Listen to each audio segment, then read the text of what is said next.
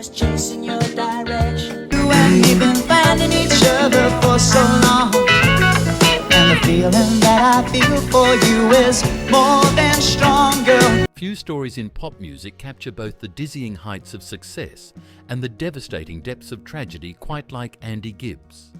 As the soaring notes of shadow dancing filled the air, we're transported back to 1978, a time when a young man with flowing blonde hair and an infectious smile dominated the charts, becoming the first solo artist in history to have his first 3 singles reach #1.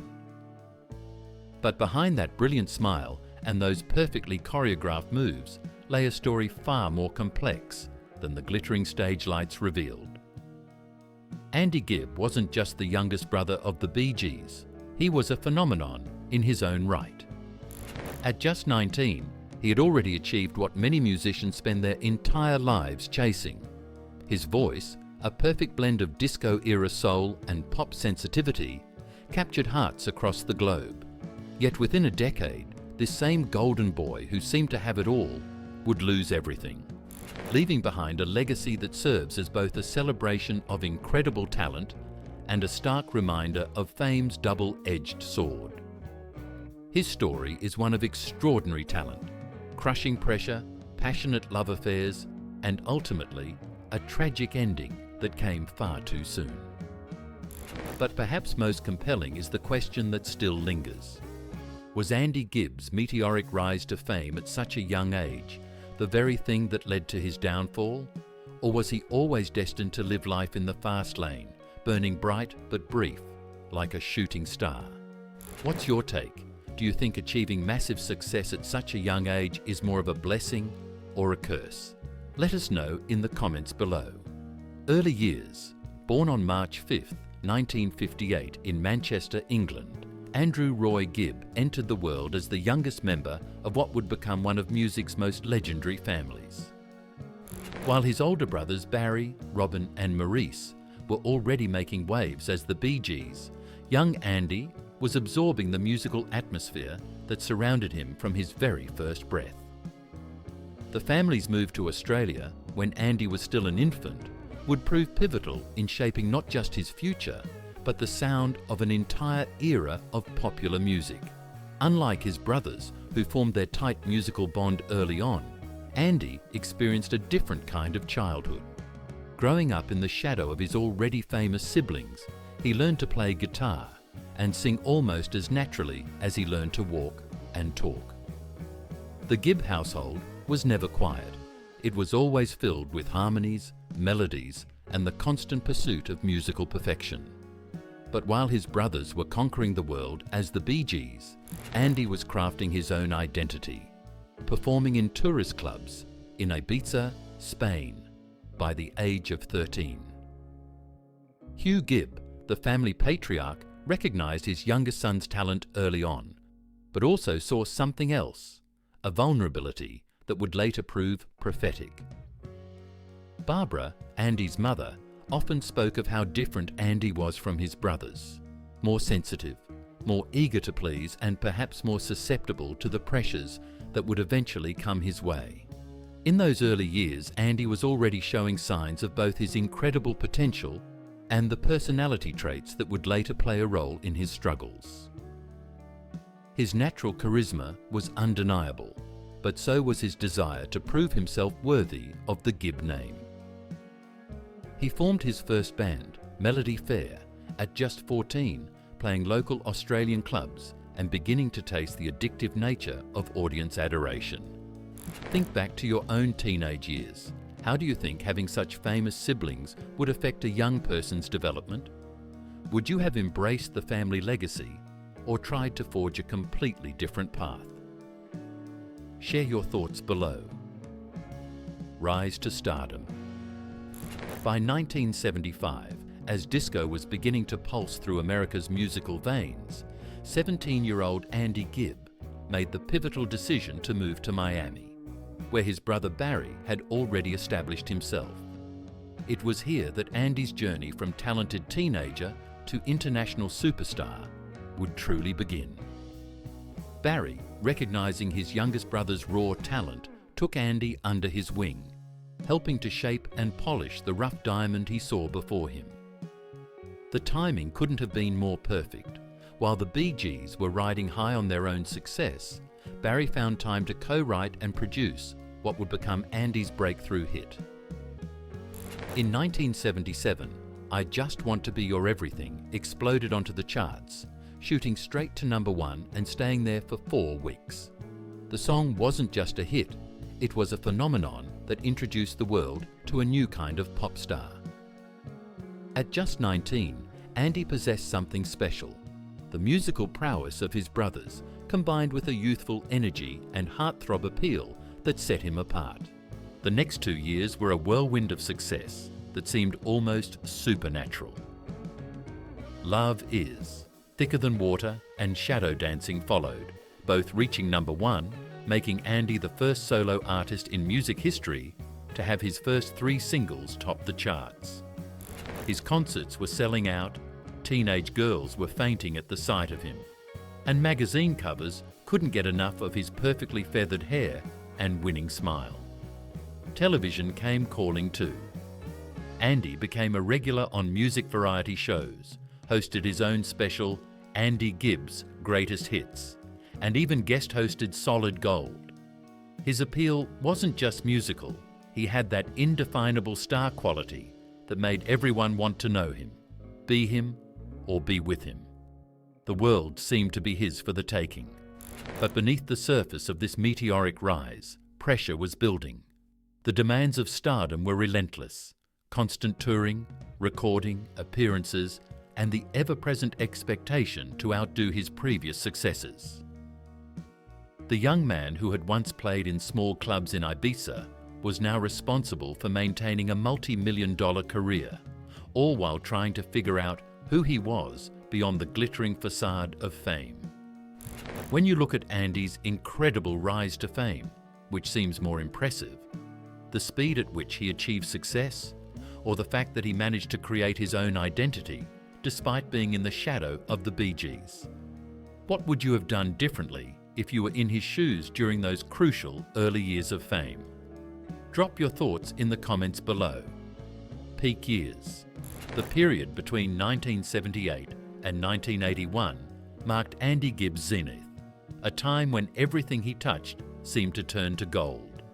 His album Shadow Dancing had become the centerpiece of disco-era pop, with the title track dominating radio waves across the globe. The magic of this era wasn't just in the music, it was in Andy's ability to transcend traditional pop star boundaries. He wasn't just a singer, he had become a cultural phenomenon. Television executives quickly recognized his broad appeal. Andy began appearing regularly on numerous variety shows, displaying a natural charm that made him as comfortable hosting as he was performing. His own show on ABC, Solid Gold, showcased not just his musical talents, but his ability to connect with audiences through the camera. This period also saw him venture into acting, with guest appearances on shows like Punky Brewster, and a promising stint on Broadway in Joseph and the Amazing Technicolor Dreamcoat. The musical achievements during this time were staggering. Every single he released climbed the charts with remarkable consistency. An Everlasting Love and Our Love, Don't Throw It All Away both reached the top 10, proving his staying power beyond his initial trio of #1 hits. His concerts were selling out larger and larger venues, with fans camping overnight for tickets. The merchandise bearing his image flew off shelves, and his fan club became one of the largest in the world. But it was his personal life that often grabbed the headlines during these peak years. His high-profile relationship with actress Victoria Principal became tabloid fodder, representing both the glamour and pressure of his celebrity status. The couple seemed to embody the Hollywood dream: young, beautiful, and successful. Their relationship would later become one of the most discussed aspects of Andy's legacy, marking both the height of his fame and the beginning of his struggles. Behind the scenes, Andy was working harder than ever. Recording sessions would often stretch into the early morning hours as he strived for perfection. His brother Barry remained a constant presence, both as a mentor and collaborator, helping to craft the sophisticated pop sound that became Andy's trademark. The studio became both a sanctuary and a pressure cooker, where the weight of expectations grew with each hit. Looking back at Andy's peak years, do you think he was pushed too hard too fast, or was it the natural progression of his talent? Personal struggles. The transition from the glittering heights of fame to the shadows of personal crisis wasn't a sudden fall for Andy Gibb.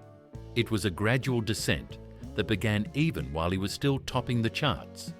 By 1981, as disco's popularity began to wane, the pressures of maintaining his image and success had begun taking their toll in increasingly visible ways. His highly publicised relationship with Victoria Principal ended painfully in 1982, triggering a downward spiral that would prove difficult to escape. The breakup seemed to unlock deeper issues that had been simmering beneath the surface. Andy later admitted in interviews that he had been spending up to $1,000 a day on cocaine during this period, a habit that had started as a way to keep up with the demanding schedule of stardom but had evolved into a full-blown addiction. The professional consequences were swift and severe. His performances became erratic and he began missing shows. A promising opportunity on Broadway in Joseph and the Amazing Technicolor Dreamcoat ended abruptly when he was fired for excessive absences. Record labels began backing away, and the recording sessions for what would have been his next album were repeatedly postponed and ultimately abandoned. Financial troubles mounted as quickly as his career opportunities disappeared. Despite earning millions in his peak years, Andy found himself facing bankruptcy. The expensive lifestyle, drug habit, and declining income created a perfect storm of financial disaster. By the mid-1980s, he was living in relative obscurity in Miami, a far cry from the worldwide stages he had commanded just a few years earlier. Perhaps most poignantly, his family watched helplessly as he struggled. His brothers, particularly Barry, made numerous attempts to help him get clean and restart his career. He went through multiple rehabilitation attempts, showing moments of promise, followed by heartbreaking relapses. The Gibb family, no strangers to the pressures of fame, found themselves unable to protect their youngest member from his demons. Final years. By 1988, Andy Gibb seemed to be finally turning his life around. After multiple rehab attempts, he had achieved sobriety and was working on new music in Miami. His family noticed positive changes, and there was hopeful talk of a comeback album. He had begun collaborating with his brothers again, showing glimpses of the magic that had once made him a superstar. But fate had other plans. In March 1988, just days after his 30th birthday, Andy began experiencing chest pains.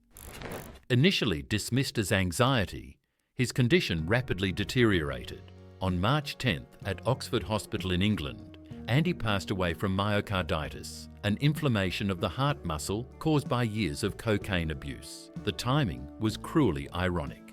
Andy had been clean for months and was making a fresh start in England, working on new material and rebuilding family relationships. His mother Barbara revealed that in their final conversation, Andy had spoken excitedly about his future plans. In his hotel room, notebooks filled with unfinished lyrics and musical ideas were found, testament to a creative spirit that remained undiminished even as his health failed. What do you think about the cruel timing of Andy's passing, just when he was getting his life back on track? How differently might his story have ended if he'd had just a little more time? Share your thoughts below. Legacy. Andy Gibb's impact on popular music is both triumphant and tragic. As the youngest solo artist to score 3 consecutive #1 singles, he didn't just break records, he defined an era. His unique ability to blend disco rhythms with emotional vulnerability created a template that influenced generations of pop artists that followed.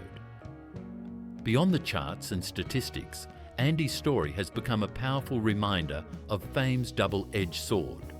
His recordings, especially classics like I Just Want to Be Your Everything and Shadow Dancing, continue to influence new generations who discover them. His legacy lives on through the Gibb family's efforts to raise awareness about addiction and mental health in the entertainment industry.